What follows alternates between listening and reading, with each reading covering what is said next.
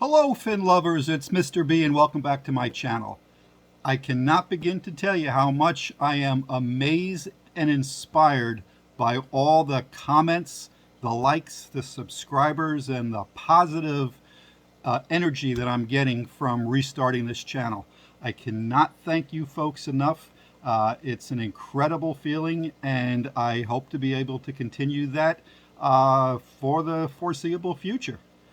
Today I decided to do something that I've been wanting to do for a while. It's some tips on how to breed fish simply. The fish that I am using today is the Pseudomugil Aru II. And stay tuned after the credits and we will get into how I breed this beautiful fish simply in the fish room. Stay tuned, see you on the flip side.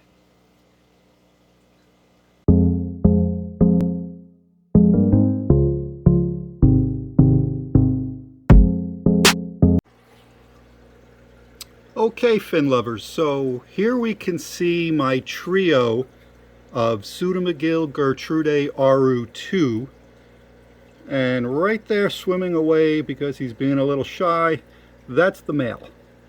Like in most cases, the male of the species is very, very colorful, and the reason for that is simply to be able to attract the female.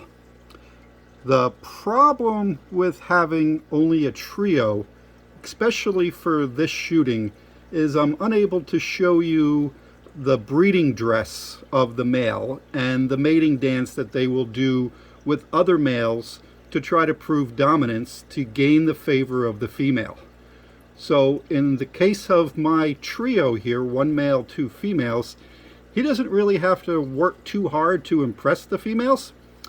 He just needs to entice them to the spawning area.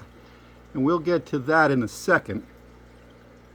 But as you can see, they're generally hanging out together. I cannot get this camera to focus. There we go. There we go. Okay, they generally hang out together. And that is probably not too hard considering this is only a 10-gallon tank. But this trio could probably live just as comfortably in a 5-gallon tank, to be honest. They're really small. They only get to be about an inch and a half in length. The 10-gallon tank is probably a better choice because they are fairly active swimmers. And as I add to this group, they will be going into a longer 20-gallon long tank once I'm able to add multiple males and multiple females into this group. Now, thankfully, that is possible because they have spawned quite often, and as this video description enlightens you, I'm going to show you how to do it the easy way.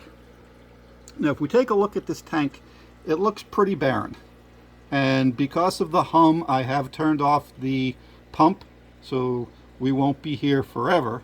But as you can see, I have a simple sponge filter here. I have another filter here, which is just sitting in here while I'm cleaning out another tank. I got a rock, got a little upside down castle, and over here, the key to it all is a spawning mop. Now, spawning mop takes the place of plants in the aquarium when you're dealing with egg layers and you want to direct them to a particular location in the tank, so you're able to harvest the eggs without having to look through every single bit of foliage in there, having to dig through possible substrate and so forth. And I will have a video up in the next couple of weeks on how to make and use a spawning mop. Just as we see here, this particular mop is doing nothing but laying on the ground. That's all it's doing. Some mops can be attached to something at the top of the tank, or you could attach a cork or some floating device. My particular favorite is just using pieces of styrofoam, but it all depends upon what type of mop spawner you have. I have tried floating the mop. I have tried just letting the mop sit on the ground.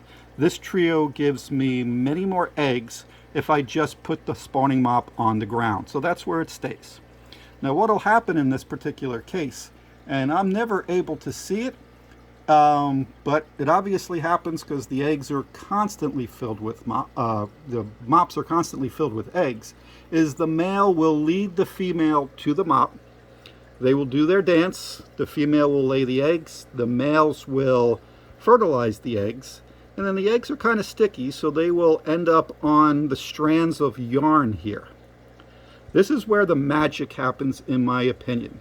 There are several ways to go about harvesting the eggs. Some people will take the spawning mop out, go through strand by strand, remove each of the eggs, and then simply place them in a separate container. A separate container would generally be kept dark and separate. No aeration, nothing going on in the tank. And then you just check it every few days and remove any young that happen to have hatched from their eggs. These particular Pseudomugils, their eggs usually take at least 2 weeks to hatch. So you would be having to look at that container over the course of at least 2 weeks, changing the water so the water doesn't go sour. And it's a rather tedious process. I've tried it. My success rate wasn't spectacular. I was never able to get more than 1 or 2 fry, and the fry themselves, once I moved them to a rearing container to get some weight on, never really lasted more than a week or so. So last month, I would say probably, this is February 23rd right now, so I would say probably early January, I started this method of simply removing the mop and moving the mop to another tank. This would be the tank where the young Pseudomugils would hatch, and I would rear them up. There would be no parents, thus no predators, so they would be able to grow up in that tank until they got big enough, and I would be able to move them to another location. Just know that some people would also leave this mop in the tank and remove the parents. So there are several ways, but I simply like to take that spawning mop out, replace it with another mop, and put the used mop in an aquarium for the eggs to hatch. Traditionally, you should do this every few days, maybe every 3, 4, 5 days. So when the fry hatch, they would all be about the same size. I usually allow the mops to stay in the tank for probably upwards of about 10 days. So what that means is my eggs are hatching over a longer period of time when they're in the grow out tank. What I do in that situation, if I notice that some of the fry are much more larger than the newer fry, I will remove those and put those in a separate container. But so far, things have worked out well. So let me show you another container that has some fry growing out, and you will see the difference between adults and fry that is about 10 days old. And then we'll go to another grow out tank where they are about 5 weeks old. So stick with me, I will be right back. Okay, fin lovers, this is a 2-gallon grow out with some Pseudomugils that are approximately 10 days old. And as you can see, they hang out near the top of the surface. They are very, very tiny. So they're going to need some very, very small food. At this stage of their life, I feed them vinegar eels, microworms, as well as golden pearls. And if you saw my video on what do I feed my fish room, part 2, you will notice that I get my golden pearls from Ken's Fish. What I'm going to do right now is so you can enjoy these a little better, I'm going to zoom in 3 times. And you can see them a little bit more. You can see there's many of them over there. There's more over here. Some down here. Last count I had was there were about 11 in here. So as you can see, I also have a heater back here. This heater keeps the tank at about 78 to 80 degrees, which is what you want because you want the Pseudomugil's metabolism to be high so they're constantly eating and putting weight on. In the early days of any fish fry's life, getting food into that fish is paramount to keeping them healthy, active, and giving them the best chance of survival. As you will see in this tank, there is also Java moss. There's a small sponge filter that's in there, which basically I use to keep the scum off of the top of the aquarium. When it's on, you usually don't see them over here. The reason for the Java moss is simple. The Java moss grows microorganisms that hang out in and around it. Your fry can feed on those microorganisms in between feedings of microworms and vinegar eels and golden pearls and so forth, so they can constantly be snacking all day. So in my opinion, having Java moss in a tank with any kind of fry, whether it's Pseudomugil, whether it's guppy, whether it's cory, it's going to be paramount to have some in there so they can constantly be feasting on the microorganisms. Over here you will see the spawning mop. This mop here was replaced by the one we saw in the adult tank. That particular, or I should say this particular sponge will be kept in here for another couple of days, and then I will remove it and see if I can find any more eggs. If I do, they will simply be, the mop will simply be replaced back into the tank so those fish can hatch. Back up here and see if we can see a few more. Again, when you're doing this method and fish that are this small, always look to the top of the tank. As you will notice here, as I pull back a little bit, I do not fill this 2.5 gallon all the way. I want to allow the particular fry to be able to get up to the top without having to expend so much energy. Okay, let's look at some older fry. Okay, fin lovers, these fry here are approximately 5 weeks old. They were bred using the same method that I just showed you. I got 4 nice ones. The little gentleman in the middle here, he appears to be a nice male. The other 3 appear to be females.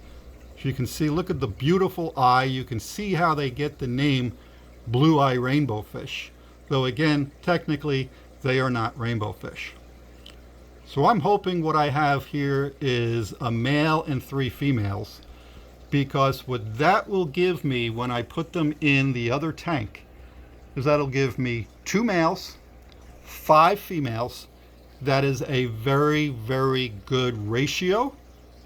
And it will also allow me to show you at a later date when they are in their breeding dress, how the males do their sparring to make the females interested in them.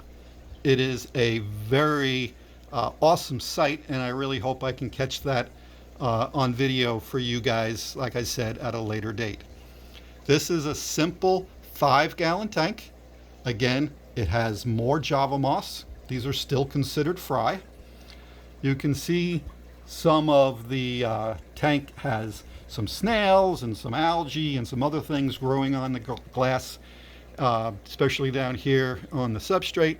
And people sometimes ask me, why do your tanks look like that? Why don't your tanks look pretty? Why aren't they gorgeous? Why don't you enjoy the tank that you have in your house? My reason is perfectly simple. Everything in these tanks is perfect for these fish. They can nibble on the algae, they can nibble on the little bits that you see on the glass. They can do that all day. The snails that are in there help to clean up any of the things that these pseudomugils don't eat.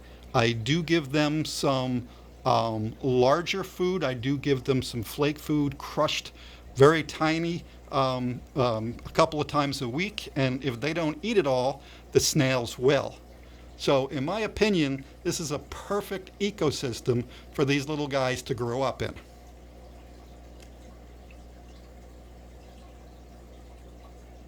Okay, I really don't want to keep the air off in my fish room too long, so I'm going to end this here. We'll see you on the flip side. So there you have it, fin lovers. Mr. B's easy way to breed Pseudomugil. As you can see, the method works. I've got probably 11 babies at least in that grow out tank, the 2.5 gallon. So over the course of the last 2 months, I've been able to raise, let's say, 15 to 16 blue-eye pseudomugils. And there's been very, very little effort expended on my part other than to using a spawning mop and moving it from one tank to another. Some of the things to remember: in order to grow up your fry, you always want to keep the temperature on the warmer side. So 78 to 80, some people even go up as high as 82. Again, that helps with the metabolism, that helps add growth to your fish quickly, and that's going to produce healthy fish for you.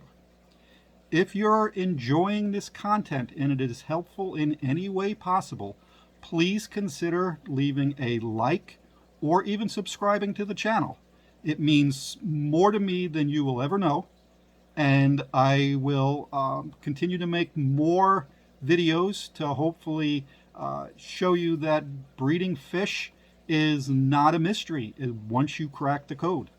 So again, I hope to see you back next week, and till then, you're going to need a bigger tank.